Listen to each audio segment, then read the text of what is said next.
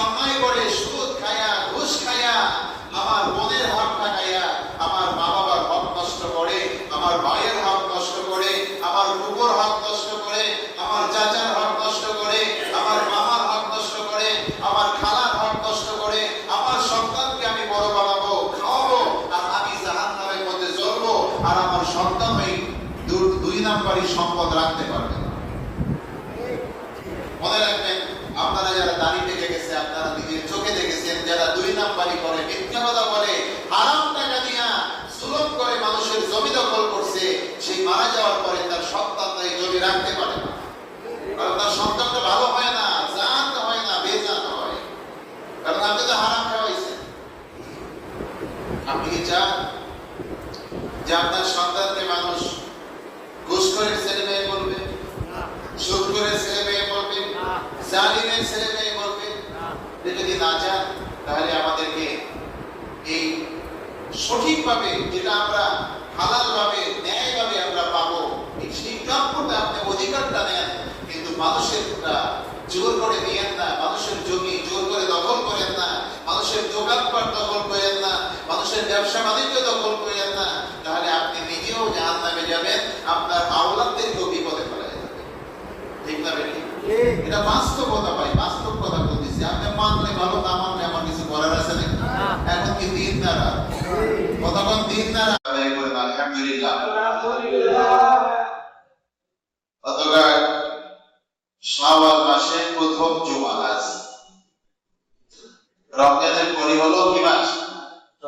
শাওয়াল মাস। আরবি দশম মাস। আল্লাহ তাআলা চন্দ্র এবং সূর্য দিলেন আমাদের 3 তারিখ ঠিক রাখার জন্য। সুবহানাল্লাহ।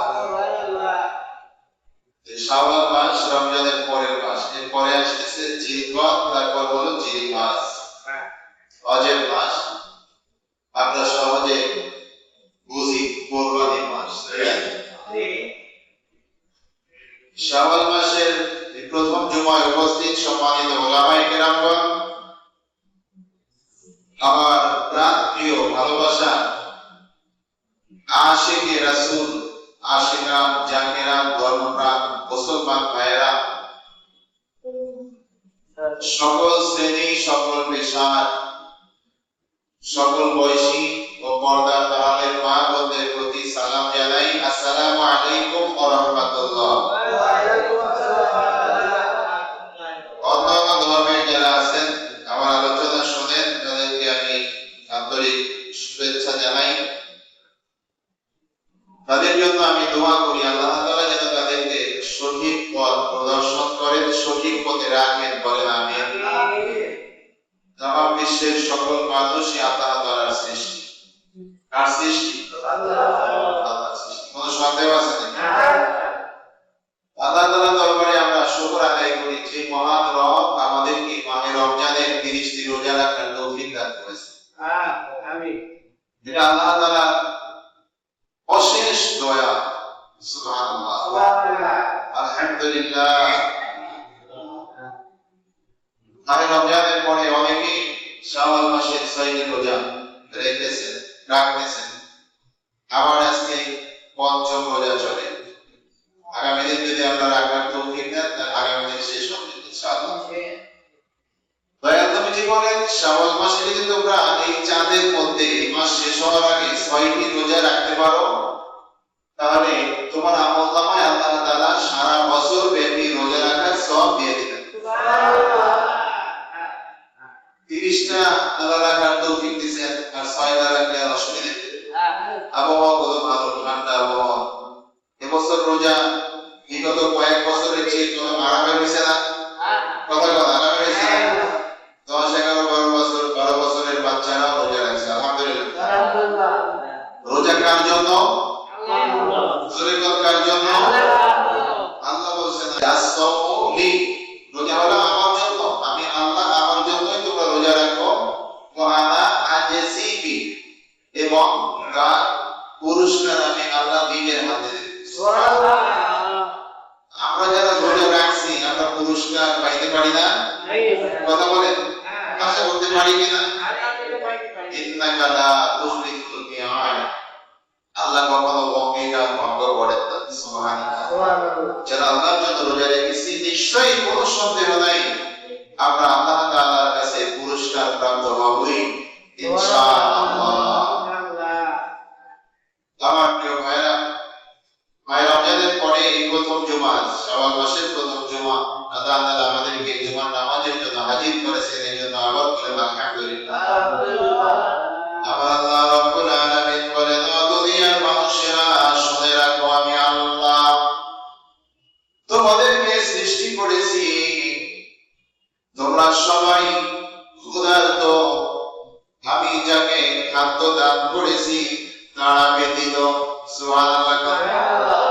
তোমরা যারা ক্ষুধার্ত, আমি যাদেরকে খাদ্য দান করেছি তারা ব্যতীত।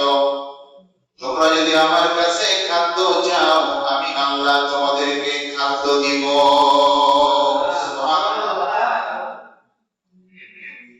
হাদিসে কুদসির মধ্যে আসছে, হাদিসটা লম্বা হাদিস, বলতেছি মনোযোগ দিয়ে শুনুন। এরপরে বলতেছে, আমার বান্দা বান্দেরা শোনো, তোমরা সবাই পাপী, সবাই গুনাহগার। যদি তোমরা আমার কাছে গুনাহ মাফ পাইতে চাও, গুনাহ থেকে ক্ষমা পাইতে চাও, আমি আল্লাহ আমার কাছে গুনাহ মাফ চাও, আমি আল্লাহ মাফ করে দেব। বলেন সুবহানাল্লাহ, বলেন আস্তাগফিরুল্লাহ, ইন্নাল্লাহা গফুরুর রহিম। বলেন আল্লাহ তো ওয়াদা করছেন যে আল্লাহ, বলেন আল্লাহ আমাদের জীবনে জানা অজানা সকল গুনাহগুলো মাফ করে দাও। আল্লাহু গফুরুর রহিম, আল্লাহ ক্ষমাশীল এবং দয়ালু। আল্লাহ বলেন, তুমি মাফ চাইতে দেরি, আমি আল্লাহ মাফ করতে দেরি করব না। আল্লাহ রাব্বুল আলামিন বলেন, তোমরা সবাই উলঙ্গ, যাদেরকে আমি কাপড় দান করেছি তারা ব্যতীত। তোমরা যদি পোশাকের জন্য আমার কাছে আবেদন করো, আমি আল্লাহ তোমাদেরকে পোশাক দিয়ে দিব। বলেন সুবহানাল্লাহ। অনেক বড় লম্বা হাদিস।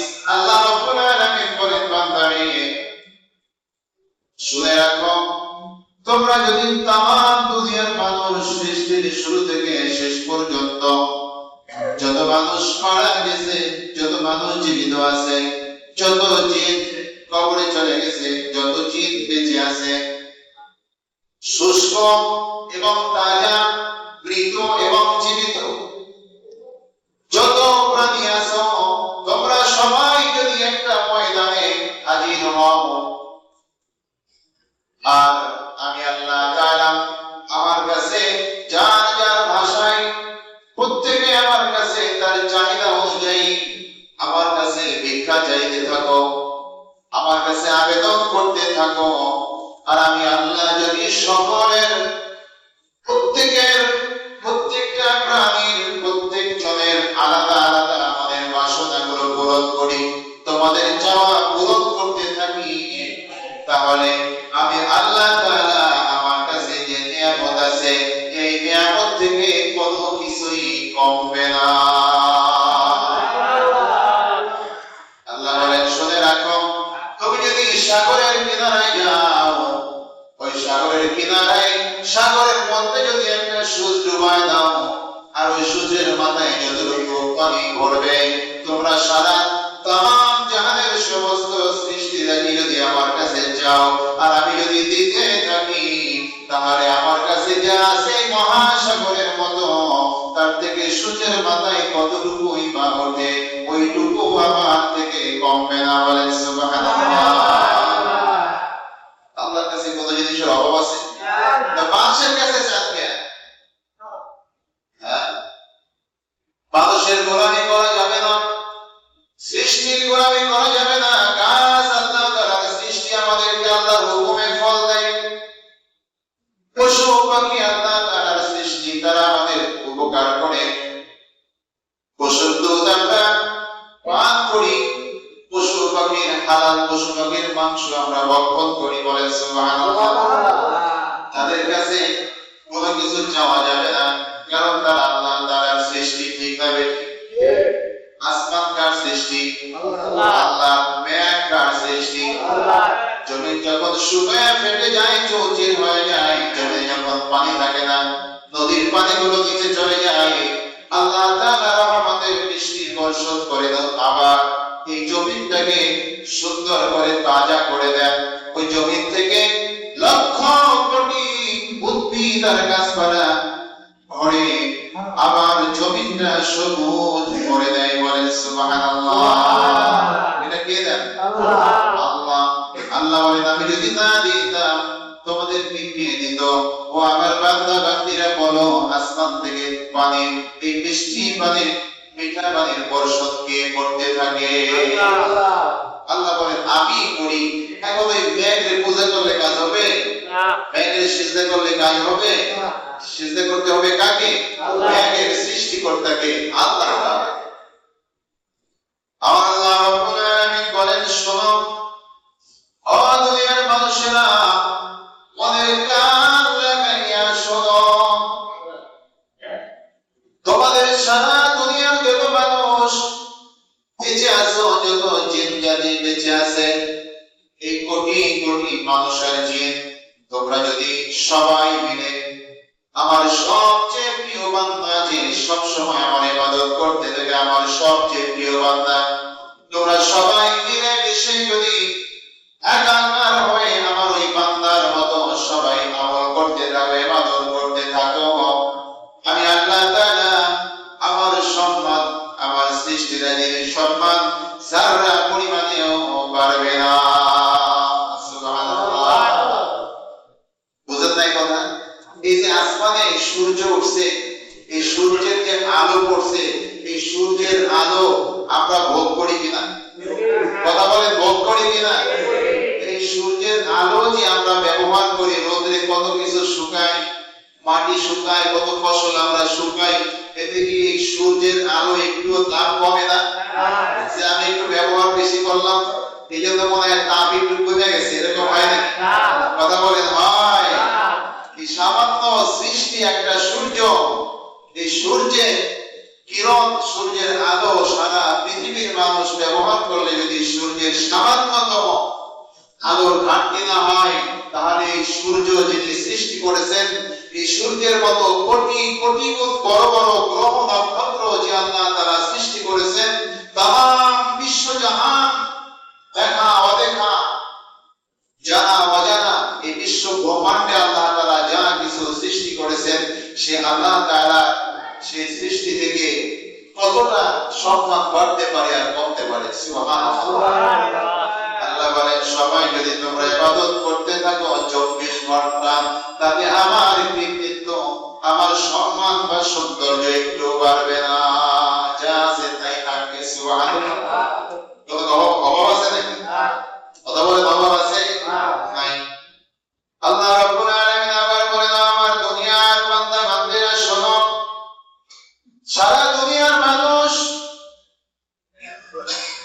জিন ও মানুষ যদি একাকার হয়ে আমার সবচেয়ে নিকৃষ্ট বান্দা, যে সব সময় গুনাহে জড়িত থাকে, গুনাহে লিপ্ত থাকে, এমন গুনাহগারের মতো যদি সবাই মিলে গুনাহ করো, যাতে আমি আল্লাহ আবার এই সৃষ্টি জগতের মধ্যে আমি আল্লাহ আমার কুদরত, আমার সম্মান, আমার মর্যাদা একটু কমবে না। সুবহানাল্লাহ। আল্লাহ বলেন, শোনো, এই পৃথিবীটাকে আমি আল্লাহ তাআলা একটা মাছির দানার মতো মনে করি না, এত তুচ্ছ জ্ঞান করি পৃথিবীটাকে, আর তোমরা তো সেই পৃথিবী নিয়ে মারামারি কাটাকাটি করো। এই পৃথিবী নিয়ে, এই মাটিতে মানুষ খায়, মাটি কিন্তু মানুষ খায় না, ঠিক না বেঠিক? মাটি নিয়ে ঝগড়া করে, মাটি নিয়ে মারামারি করে, মাটি নিয়ে মানুষ মানুষকে মাথায় বাড়ি মারে, মাথা ফেটে সাথে সাথে সেখানে মারা যায়। এরকম ঘটনা বাংলাদেশে আছে না নাই? কথা কথা আছে না নাই? এই জমি জমা নিয়ে আমি নিজে প্রমাণ, আমার বাড়ির পাশে এরকম ঘটনা ঘটেছে। আজকে যারা জমির জন্য মাথা ফাটাইছে, জমির জন্য ঘরে থাকতে দেয় নাই, জমির জন্য ঘরে ঘুমাইতে দেয় নাই, সব সময় তাদের উপরে নির্যাতন করেছে, আজকে যারা করেছে তাদের যাদের অস্তিত্ব নাই, সেই জমিতে বছরের পর বছর আসার কোন সুযোগ তাদের নাই। আল্লাহ বলেন, ও দুনিয়ার মানুষেরা, আমি আল্লাহ তাআলা এই জমিনে এইভাবে রাখবো, যদি তোমরা ভালো কাজ করো তার প্রতিদান তোমরা পাবে। তোমার জন্য আমি আল্লাহ তাআলা তোমাদের জন্য জান্নাত সাজিয়ে রেখেছি, যে জান্নাতের মধ্যে কোনো কিছুর অভাব হবে না। সুবহানাল্লাহ। আর যদি তোমরা মারামারি কাটাকাটি করো, জমি জমা নিয়ে ভাই ভাইকে মারে, ভাই বোনের সম্পদ হক নষ্ট করে, চাচার হক নষ্ট করে, খালার হক নষ্ট করে, ফুফুর হক নষ্ট করে, আছে না নাই? কথা কথা আছে না নাই? এমনকি মায়ের সম্পত্তি দখল করে, সম্পদের জন্য টাকার জন্যই বাংলাদেশে মা এবং বাবাকে পর্যন্ত খুন করেছে। এখন নদীর বাংলাদেশে আছে না নাই? কথা বলেন আছে না নাই? এই পচা সম্পদের জন্য, অথচ মারা যাওয়ার পরে তোমার সাথে কিছুই যাবে না। এই মাটি তোমাকে ভক্ষণ করবে, তোমার মাংস, তোমার রক্ত, তোমার হাড় মাটির মধ্যে পচে গলে শেষ হয়ে যাবে, কিছুই থাকবে না। এমন একটা সময় আসবে তোমার নাম নেওয়ার মতো কোনো মানুষ থাকবে না। ঠিক না ঠিক? আমি আমার দাদার কথা বলতেছি। আমার দাদা বা আমাদের দাদা ছিল, দাদার কথা মনে আছে? আছে দাদার বাপ না, ওই এ পর্যন্ত মোটামুটি মনে থাকার কথা। তার বাপের খবর কেউ নিছেন না, এখন উপায় আছে মনেও করি না, অথচ তার মাধ্যমেই তো আমরা দুনিয়াতে আসছি। ঠিক না ঠিক? কথা বল না, তাদের কোনো খবর আছে? আমার প্রজন্ম, আমার ছেলে, আমার বাবার কথা মনে থাকবে না, আমার দাদার কথা হয়তো মনে থাকতে পারে। যদি আলেম বানাইতে পারি, আল্লাহ যদি আলেম বানায়, হয়তো বা পূর্বপুরুষের জন্য দোয়া করবে, নসে দোয়া করবে না। আলেম না বানাইলে দাদার কথাও মনে থাকবে না। জমি জমা নিয়া, দুনিয়ার এই পচা জিনিস নিয়া আনন্দে ফুর্তিতে মত্ত থাকবে। পূর্ববর্তী যারা পূর্বপুরুষ ছিল তাদের কথা মনে থাকবে না, যেমন আমাদের মনে নাই। ঠিক না ঠিক? কথা বলেন ঠিক কিনা? সেই দাদা পরদাদা তাদের কবরগুলো যখন ভেঙে যায়, সেই কবরটা আর সংরক্ষণ করার কথা চিন্তাও করি না। কি করি? সেটা মাটির সাথে মিশাইয়া সেখানে হয় কেউ বাড়ি করে, কেউ বিল্ডিং করে, কেউ বা ফসলের জমি বানায়, এরকম মাটির সাথে মিশাইয়া দেয়, অথবা সেখানে নতুন কোনো কবর করে, তাদের কথা আমরা চিন্তাও করি না। তাহলে এই পৃথিবীতে আমি অন্যায় করে, সুদ খাইয়া, ঘুষ খাইয়া, আমার বোনের হক খাইয়া, আমার মা বাবার হক নষ্ট করে, আমার ভাইয়ের হক নষ্ট করে, আমার বুবুর হক নষ্ট করে, আমার চাচার হক নষ্ট করে, আমার মামার হক নষ্ট করে, আমার খালার হক নষ্ট করে, আমার সন্তানকে আমি বড় বানাবো, খাওয়াবো, আর আমি জাহান্নামের মধ্যে জ্বলবো, আর আমার সন্তান এই দুই নাম্বারই সম্পদ রাখতে পারবে না। মনে রাখবেন, আপনারা যারা দাড়ি পেকে গেছে, আপনারা নিজের চোখে দেখেছেন, যারা দুই নাম্বারি করে, মিথ্যা কথা বলে, হারাম টাকা দিয়া জুলুম করে মানুষের জমি দখল করছে, সেই মারা যাওয়ার পরে তার সন্তানরা এই জমি রাখতে পারে না। কারণ তার সন্তানটা ভালো হয় না, জাত হয় না, বেজাত হয়। কারণ আপনি তো হারাম খাওয়াইছেন। আপনি কি চান যে আপনার সন্তানকে মানুষ ঘুষখোরের ছেলে মেয়ে বলবে, সুদখোরের ছেলে মেয়ে বলবে, জালিমের ছেলে মেয়ে বলবে? যদি না চান, তাহলে আমাদেরকে এই সঠিকভাবে, যেটা আমরা হালাল ভাবে, ন্যায় ভাবে আমরা পাবো, এই সিদ্ধান্তটা আপনি অধিকারটা নেন, কিন্তু মানুষের জোর করে নিয়েন না, মানুষের জমি জোর করে দখল করেন না, মানুষের দোকানপাট দখল করেন না, মানুষের ব্যবসা বাণিজ্য দখল করেন না। তাহলে আপনি নিজেও জাহান্নামে যাবেন, আপনার আওলাদদেরকেও বিপদে ফেলা যাবে। ঠিক না বেটি? এটা বাস্তবতা ভাই, বাস্তব কথা বলতেছি। আপনি মানলে ভালো, না মানলে আমার কিছু করার আছে না। এখন কি দিন না রাত? কতক্ষণ দিন না রাত? এখন যদি আমি বলি যে এখন দিন, এখন বাজে 1:05, আপনি যদি বলেন না এখন রাত 1:05, আমার কিছু করার আছে না। আপনারে কি করবে মানুষ? পাগল। কারণ সত্য যেটা, এটা আপনাকে আমাকে ইচ্ছায় হোক অনিচ্ছায় হোক মানতে হবে, আর না মানলে মানুষ পাগল হইব। ঠিক না বেঠি?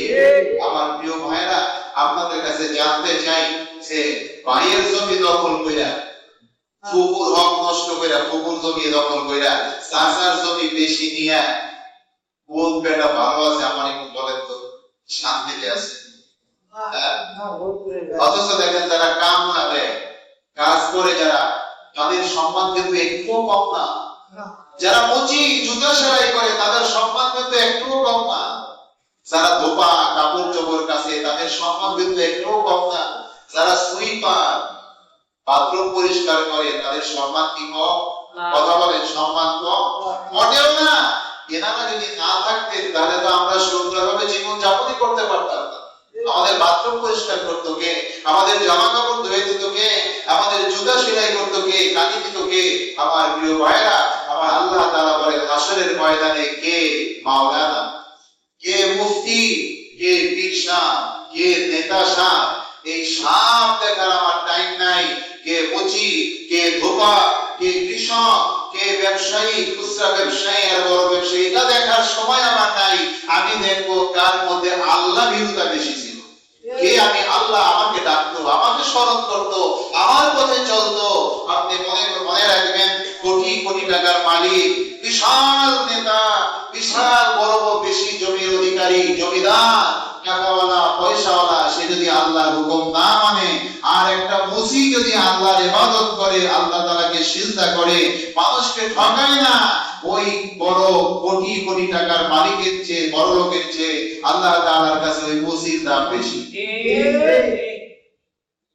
সূরা কথা মানে না, দুনিয়ায় যদি আপনি যদি আমি বড় বলে প্রচার করি আর আমি যদি গোপনে গুনাহ করি, আল্লাহ তাআলার কাছে তো ধোঁকা দেওয়ার কোনো সিস্টেম নেই। আছে কি? কথা বলেন, আছে? মনে করেন আপনি আমারে দিলেন না, আপনার বাড়িতে রাতের অন্ধকারে আমি 4-5 জন বা 10 জন নিয়ে যাই, জোর করে কিনে আনলাম, কেউ দেখলো না, পুলিশও দেখে নাই, এলাকার কোনো মানুষও দেখে নাই, বাড়ির মানুষ অভিযোগ করলে বললাম যে আমি নেই নাই, কিন্তু আল্লাহর কাছে কি মাপ পাওয়া যাবে? আল্লাহর চোখ এড়ানো যাবে? যাবে না, কখনোই না। প্রিয় ভাইরা আমার, তাই আল্লাহ তাআলা বলতেছেন, এই পৃথিবীটাকে আমি মাছের ডানার সমান মনে করি না, তুচ্ছ জ্ঞান করি। ও দুনিয়ার মানুষেরা শুনে রাখো, এই দুনিয়ার মহাব্বত যার অন্তরে থাকবে, সে আমি আল্লাহ আমার সান্নিধ্য পাইবা না। দুনিয়াটাকে আপনার বাদ দিতে হবে মন থেকে। দুনিয়ার মায়া আপনাকে ত্যাগ করতে হবে। আপনার যতটুকু প্রয়োজন, ওই প্রয়োজনটা আপনি নিজে পূরণ করেন, যতটুকু আপনার দরকার। আপনি হাজার হাজার কোটি টাকার মালিক, আপনি মারা যাওয়ার পরে সম্পদ দিয়ে যেতে পারবেন?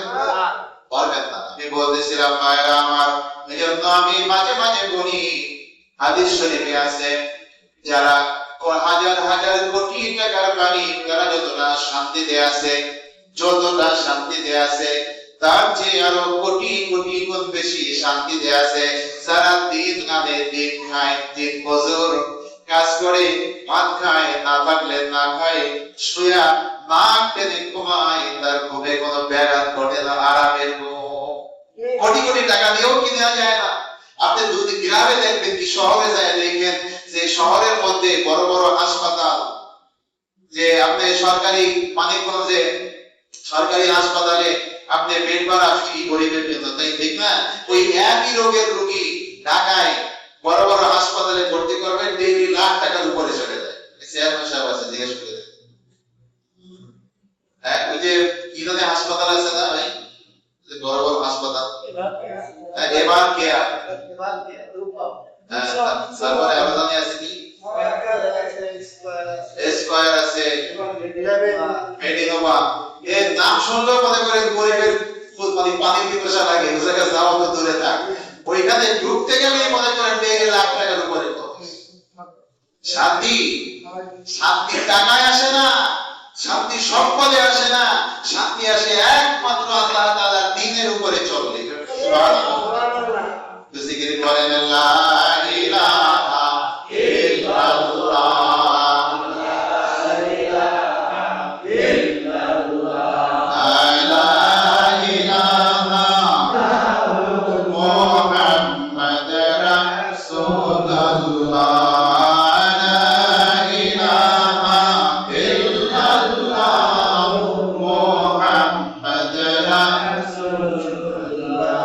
সাল্লাল্লাহু আলাইহি ওয়াসাল্লাম।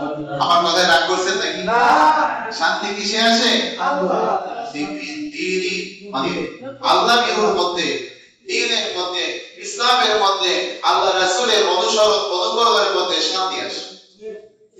টাকায় কখনো শান্তি আনতে পারে না। তবে টাকাকে প্রয়োজন যতটুকু ততটুকু আপনি ইনকাম করেন। আল্লাহ তাআলা তো শিখিয়ে দিয়েছেন, রব্বানা আতিনা ফিদ দুনিয়া হাসানা।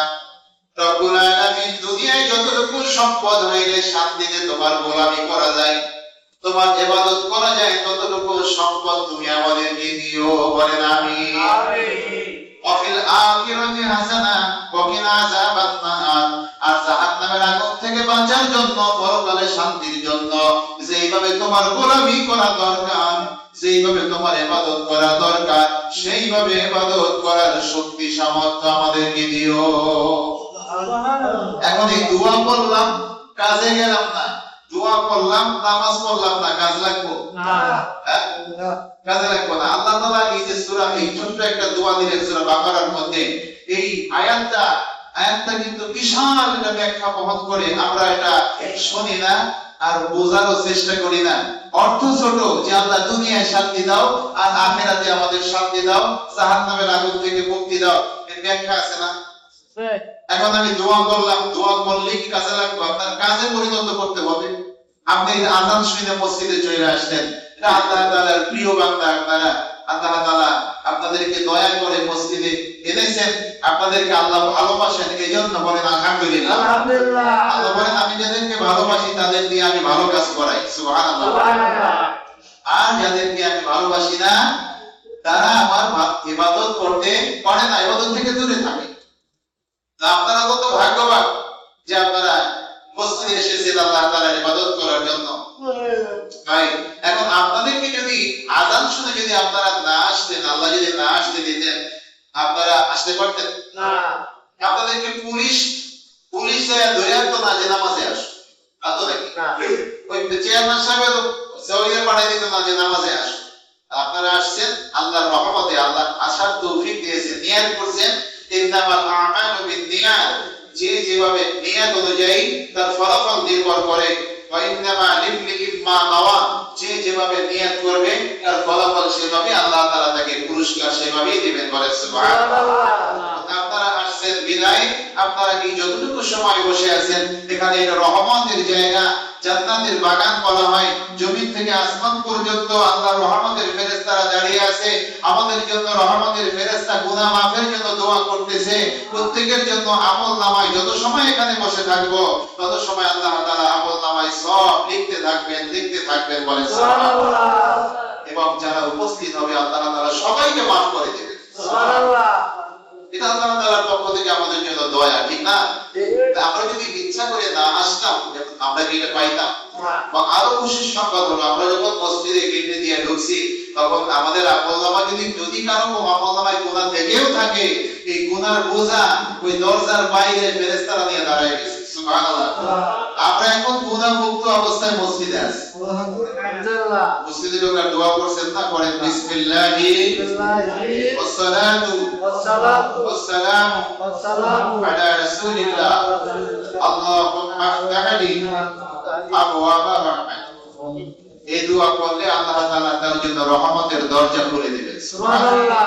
আবার বের হওয়ার সময় দোয়া লেখা আছে, বিসমিল্লাহি ওয়াসসালাতু ওয়াসসালামু আলা রাসূলিল্লাহ আল্লাহুম্মা ইন্নী আসআলুকা মিন ফাদলিক। যে হে আল্লাহ, আমি তোমার নামে বের হইতেছি, সালাতু সালাম পেশ করি দয়াল নবী রাসূল পাক সাল্লাল্লাহু আলাইহি ওয়াসাল্লামের উপর। হে আল্লাহ, তুমি আমাদের জন্য রিজিকের দরজা খুলে দাও। সুবহানাল্লাহ। আল্লাহ বলেন, ফাইজা বুনিয়াতিস সালাতু ফান্তাশিরু ফিল আরদ। মসজিদে আসছো, নামাজ পড়ো, ইবাদত শেষ করে আবার বের হয়ে যাও। তোমার ব্যবসা আছে, ব্যবসায় লেগে যাও। তোমার চাকরি আছে, অফিসে চলে যাও। তুমি কৃষি কাজ করো, জমিতে চলে যাও। তুমি মানুষের অফিসে কাজ করো, তোমার দায়িত্ব তুমি নিয়ে পালন করো। আমি আল্লাহ ওই কাজের মাধ্যমে আমি রিজিকের ব্যবস্থা করে দেব। বলেন সুবহানাল্লাহ। আর তোমরা যে ভালো কাজগুলো করবে, এই ভালো কাজের ওসিলায় জাহান্নামের আগুন থেকে আমি মুক্তির ব্যবস্থা করব, পরকালে জান্নাতের ফয়সালা করে দেব। বলেন সুবহানাল্লাহ।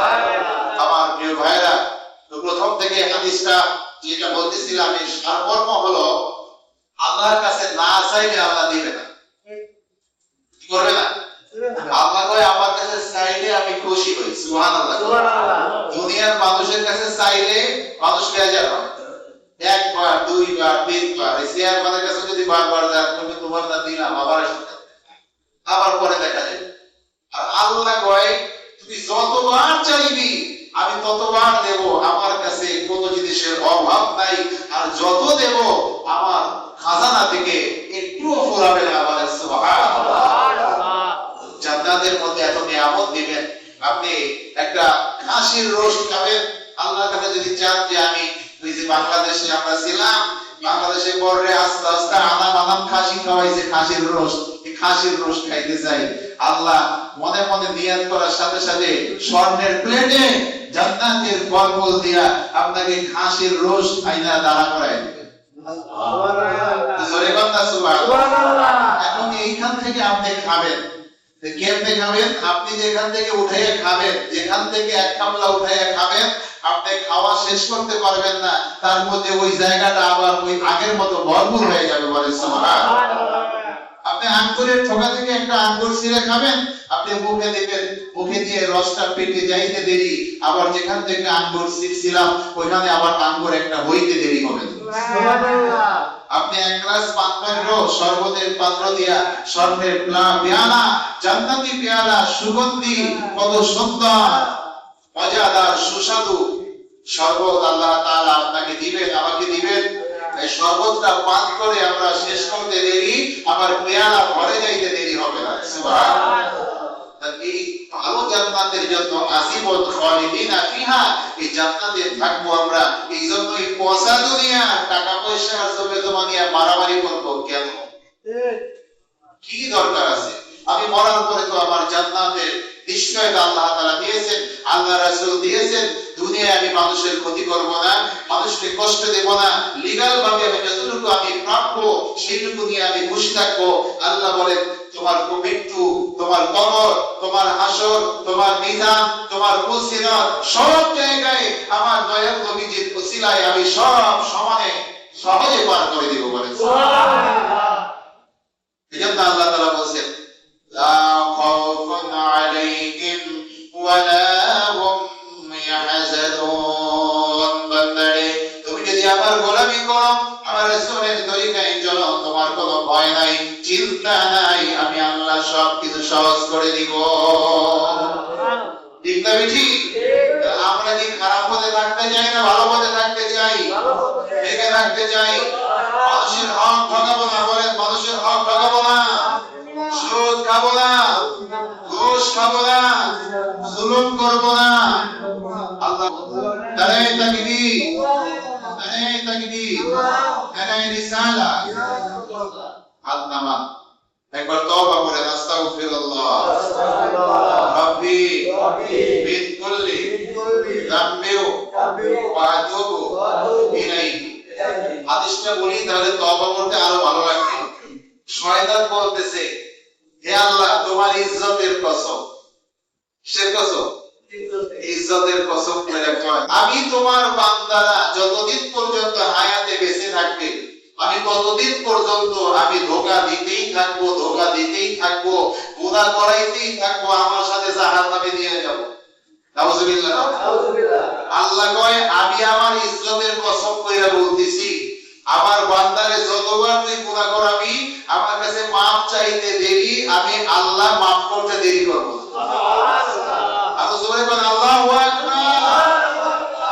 সেই মহান দয়ালু আল্লাহ কার কাছে মাফ চাইবেন না, কার কাছে চাইবেন?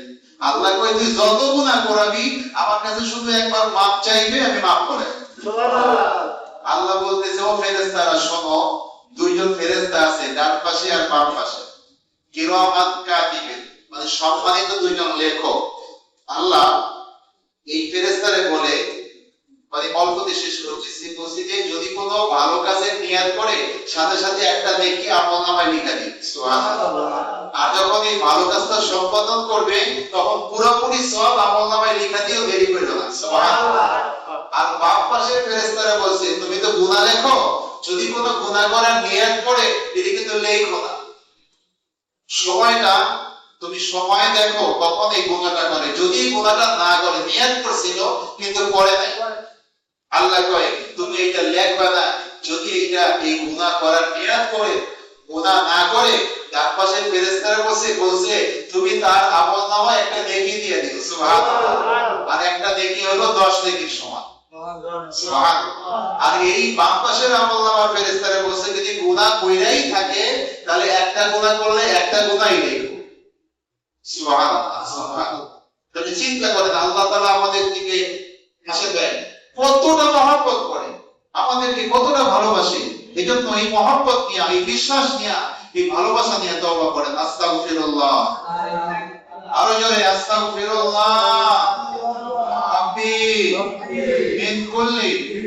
যামবি ওয়া আতুবু ইলাইহি লা হাওলা ওয়ালা কুওয়াতা ইল্লা বিল্লাহিল আলিয়্যিল আযীম বলেন হে আল্লাহ আমাদের জীবনে যত গুনাহ করেছি শয়তানের ওয়াসওয়াসায় পড়ে দুনিয়ার মোহে পড়ে টাকা পয়সার লোভে পড়ে মানুষ শয়তানের প্ররোচনায় পড়ে যত গুনাহ করেছি যত গুনাহ মনে আছে যত গুনাহ ভুলে গেছি ইয়া আল্লাহ তুমি maaf করে দাও তোমার নামে কসম খেয়ে বলতেছি আমাদের জীবনে শেষ নিঃশ্বাস ত্যাগ করা পর্যন্ত দয়াল নবী রাসূল পাক সাল্লাল্লাহু আলাইহি ওয়াসাল্লামের সত্য ইসলাম সত্য তরিকা সারিবোনা সারিবোনা সারিবোনা লা ইলাহা ইল্লাল্লাহু মুহাম্মাদুর রাসূলুল্লাহ সাল্লাল্লাহু আলাইহি ওয়াসাল্লাম আল্লাহ তাআলা যেন সবাইকে ভালো রাখেন